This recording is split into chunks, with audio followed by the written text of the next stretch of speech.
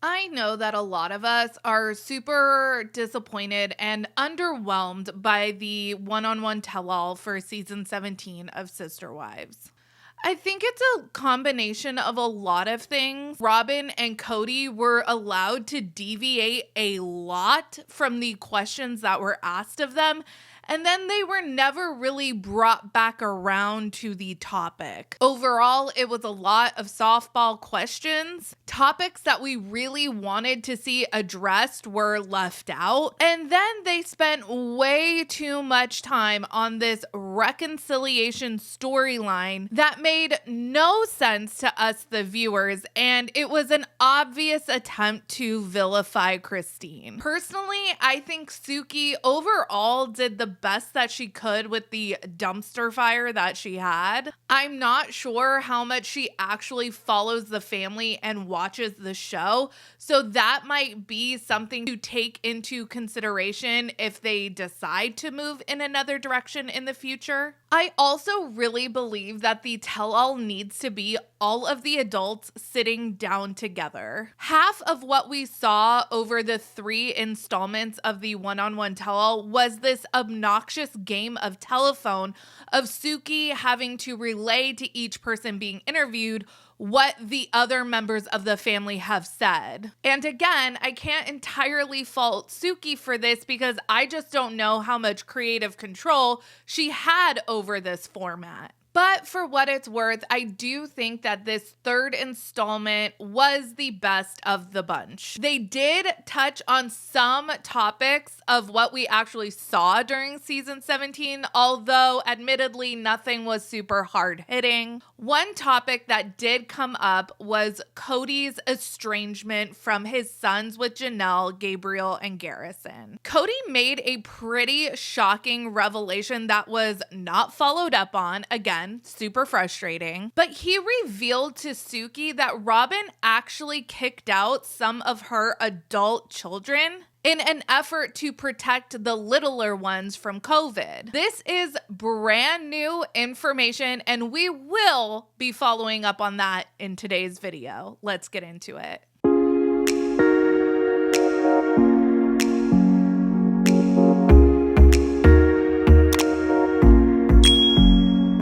Hey everyone, what's up? It's Sarah and welcome back to my channel. One of the main topics that was focused on in this 3rd installment was Kody's estrangement from his sons, namely Gabriel and Garrison. Kody has said a lot of bizarre things throughout the series and certainly this tell-all, but what he had to say about his son's character and then subsequently their girlfriend's character was pretty gross. Because if one of my little children were to die because somebody had to get his pencil wet, that made me so mad.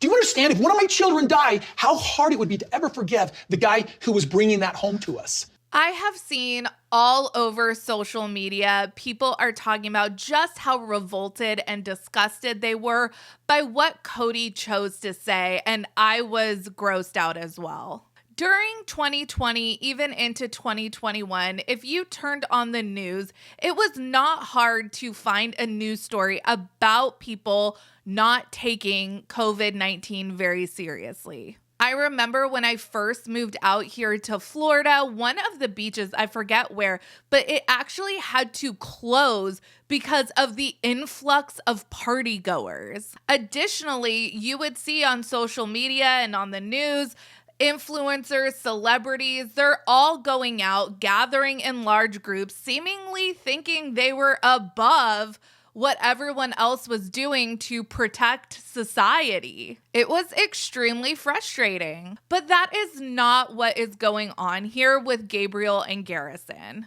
They were working and going to school like many, many people around the world, and they happened to have significant others. We have talked about this during my live streams on this channel, and I've seen it talked about on social media.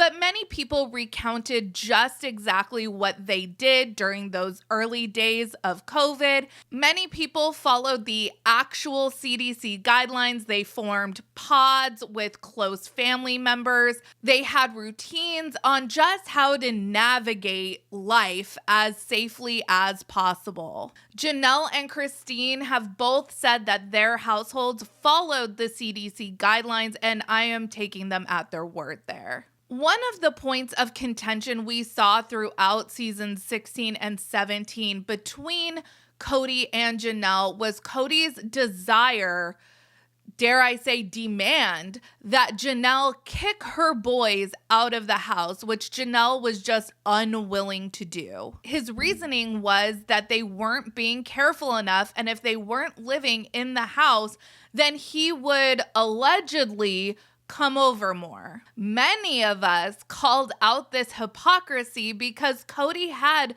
adult children in Robyn's house that were still living there. They were the same ages as Gabriel and Garrison, and it seemed like they weren't being held to the same standard. But in this tell-all, Kody reveals to Suki that maybe they actually were. Robyn brought her kids that were in our home with 2 adults, ages of Garrison and Gabriel, into full compliance on our COVID agreement. And when they didn't, they got to be out of the home. And when they didn't, they got to be out of the home.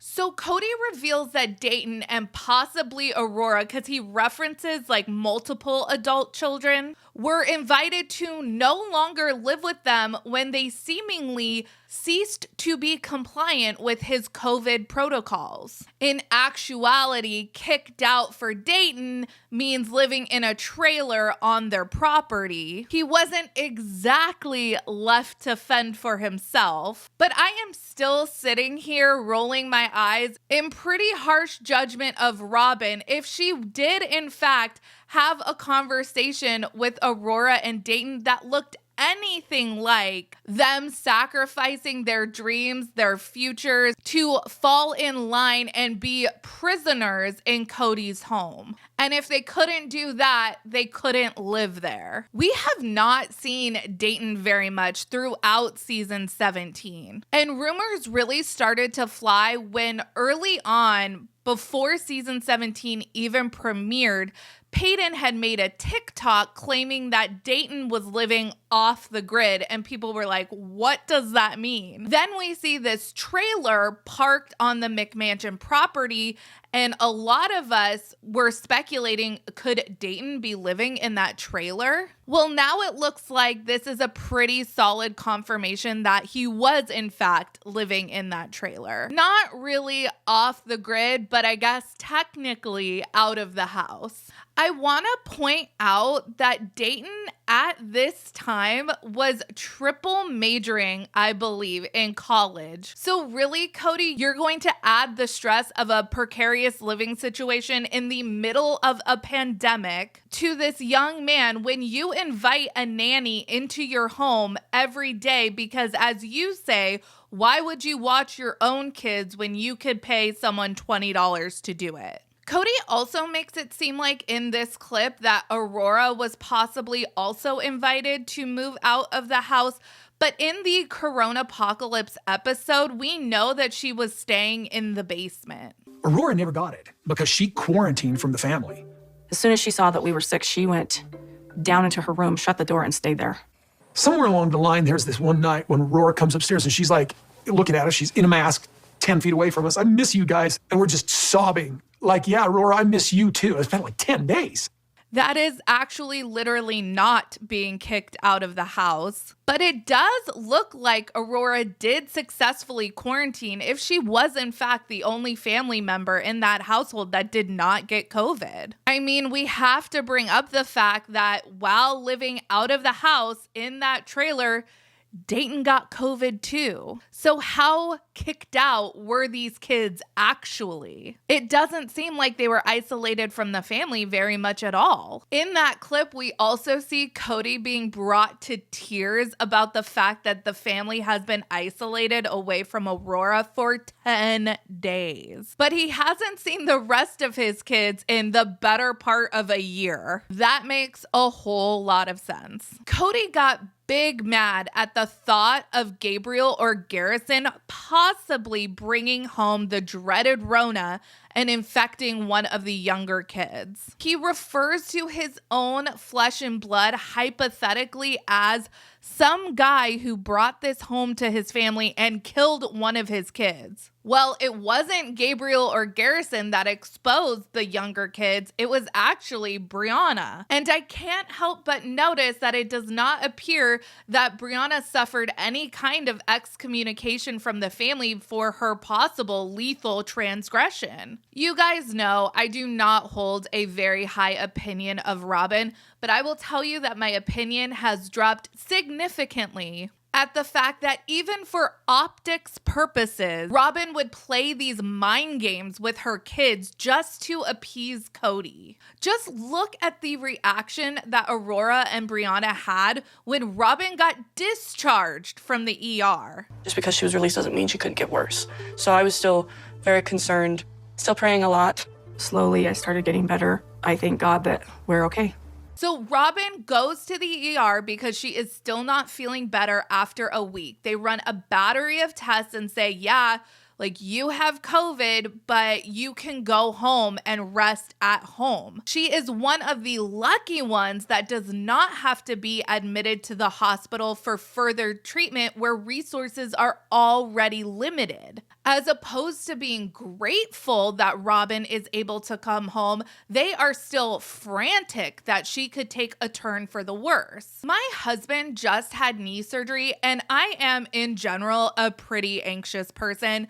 I don't like the thought of going under anesthesia. I always think worst case scenario. But still, I do not bring that energy to my daughter. We told her that daddy's leg had an owie and that the doctor was going to make it better. And when we went and picked him up in recovery, she goes, "Dad, all better." What kind of messed up parent would go, "Oh, well, actually, if he doesn't heal properly, we might have to come back and cut his leg off." Like, that is the kind of fear that Aurora and Brianna are living with. Robyn and Kody are terrorizing their own kids, and it is extremely messed up. I have always felt bad for all of the children of Kody, but I especially feel bad for the older kids in Robyn and Kody's house. They just live in a constant state of fear. What did you guys think of this revelation? I had to go back and rewind a couple times to make sure that I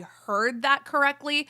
It seems like he is trying to make a point that they kicked out a couple of Robyn's oldest kids, but it doesn't seem like they were actually kicked out. So I don't know. Let me know what you think down in the comments. I will be going live tonight at 8:30 p.m. Eastern to discuss the entirety of part 3 of the one-on-one tell-all. So make sure you join me back here on YouTube, 8:30 p.m. Eastern.